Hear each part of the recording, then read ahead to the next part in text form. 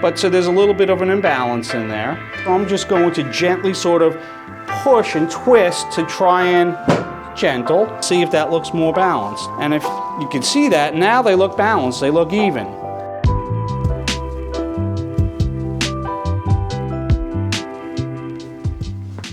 So today I'm going to walk through an adjustment with Brian, who's over here with me. Brian's a patient of mine. I've been treating him for about 4 years now. He's had 2 car accidents over the past couple of years, but they're not so recent, so I'm going to show you sort of how I would adjust it if it was more recent, and I'll also show you how I'm going to adjust him now since he's able to tolerate more since I've been adjusting him and he's healing. So we'll get started with that, and I'll sort of walk you through it as I'm doing it so you can see, you know, what my rationale is. Well, hey Brian, it's good to see you today. How you feeling? Good.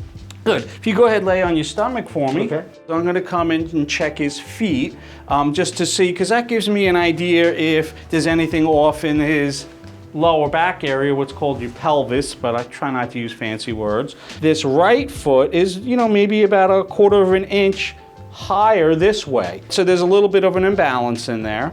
And so that tells me over here in his lower back pelvic area that there's some type of imbalance here. So I'm going to feel the muscles, and I can feel the tightness, what's called muscle spasm, I'm feeling in here. And that makes sense because these muscles attach all from here to the ilium, or what people call the hip, coming across. And as those muscles get tight, it sort of pulls that whole area, and that's why that leg is appearing to be short.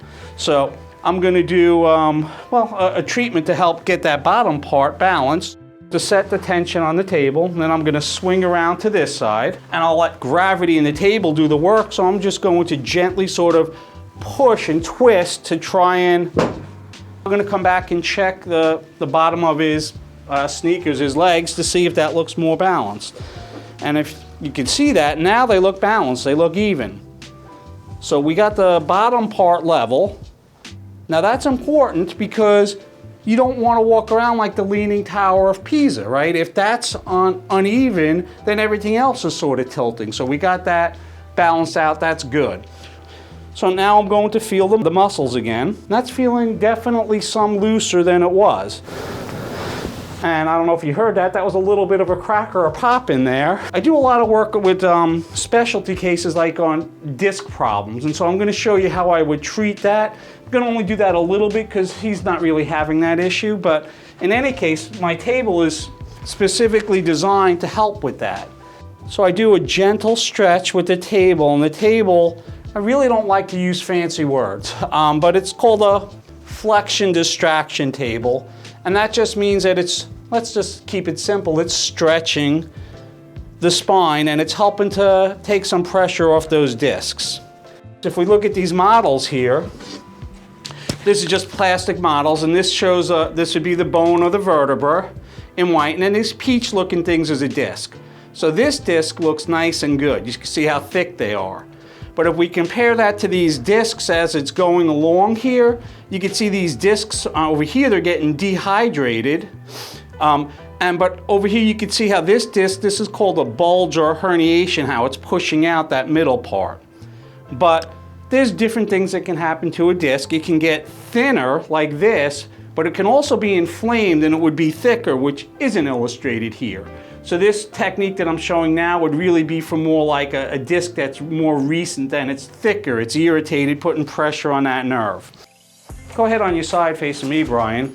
This is more what people probably think of like getting, you know, popped or snapped or something like that as they're getting adjusted. And you may hear a little noise with this. I like to go really gentle when I do my adjustments. Sometimes we'll hear some noise, sometimes maybe we won't hear any noise, but I never try and force it, so we'll just go nice and gentle and we'll see. So a little bit of movement or noise with that, and then go ahead and carefully roll over to the other side. I always help guide my patients. The table's not very wide, so that they're not worried about falling off.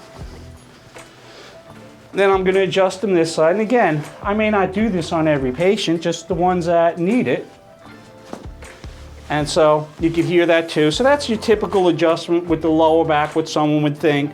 But there's one more thing I do also. Go ahead and sit up with your back facing me, so you're facing the wall. For some patients, this works really great. I'm gonna call this, well, it's a handheld adjusting instrument, and it sort of taps really quickly. But the cool thing is it's putting some movement into those joints much quicker than those muscles can react. So I don't have to fight through a lot of muscle tightness and a person tightening up.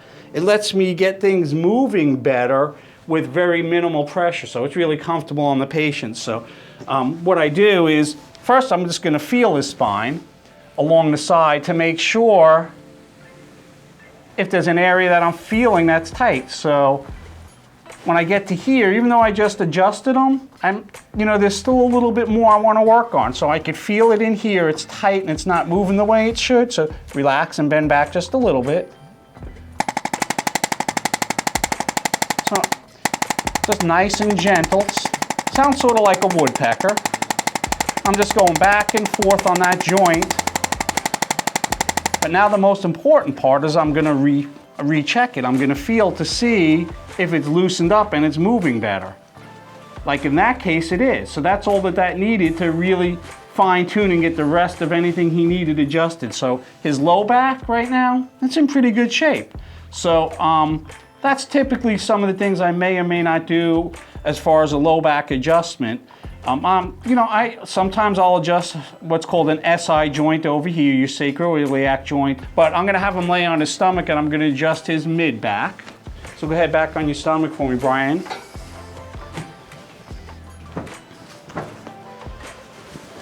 And so with the mid back, I don't see as much problems in here as I do with the lower part and the upper part, because you have the ribs coming off and they don't allow for a lot of movement.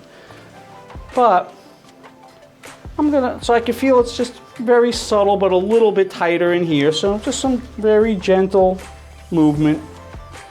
I don't even think you heard it. I heard it, but a little bit of movement. Did you feel that, Brian? Yes, sir. I like to go super gentle. I've been adjusted by a lot of different chiropractors, and some of them are, well, they get the job done. They can be a little rough at times, but I like to go super gentle. After a car accident, often someone's not able to take a lot of pressure on the neck. They have very limited movement. They have a lot of tightness in the neck, what's called rigidity or muscle spasm. And so I start out very gentle. And so an adjustment with someone that was just in a car accident, I would normally feel their neck. So I could feel in here, it's a little bit tighter than it should be, or I'm just gonna say it's sort of stuck, the movement between the individual joints. So I may just use my hands and put some gentle pressure. Sometimes that's all a patient can tolerate, and it still will help quite a bit if we're on the right spot, pushing in the right way. So I get to here and I can feel a little bit of tightness. And again, just nice and gentle. Its bark is worse than its bite. So it makes a little bit of noise, but it's just a very gentle way of getting some movement in there. And so often with patients in car accidents, that's how I'll start out. So more of a gentle adjustment with that. And I'll also check these joints over here because sometimes they're tight. And so it's a little bit tighter in here. I may use my hand and just stretch this joint. That's called your AC joint. We don't have to worry about the fancy name. Or we can even really just call it the shoulder. Just some very gentle pressure in there to get that joint a joint's where two bones meet. Get those joints moving in through there. So that feels much better.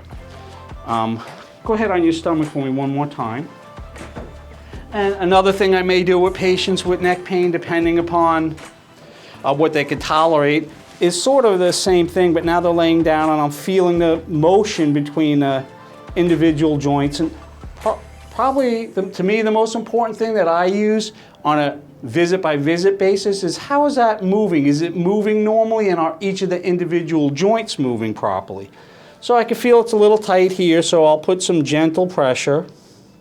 And I'm just pushing sort of straight down, just try and get that joint moving a little bit better. Then I'll feel this upper part over here, and if I can feel it's a little bit tighter here, so relax. So I can feel that in there, that loosened it up. So I'll do some gentle stretching first, which for patients in a recent car accident, that's about all they can really tolerate, some gentle stretching. So I would bring his head like this, and got some good movement there, and some good movement there. And then I always give a patient a hand up. All right, go ahead, stand up, move around, Brian, see how that feels.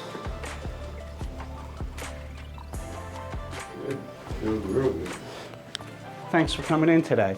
80%, 90% of the patients that I treat on a daily basis, they've been in a car accident. It might not have been in the last month, 2 months, 3 months. Oftentimes it's 5, 10, 15, 20, even 30 years later. And on a subsequent video, I'm going to talk about some of the research and how it shows that these injuries, 50% of the time or higher, they don't heal. They still have these problems even 30 years later. And we'll talk about why and the ligaments, but wasn't going to go into all that today. And so go ahead and reach out to us. My info's at the bottom, and we're here to help you in any way that you want to be helped. I mean, that's what we do. We're here to serve people. So thanks so much for watching.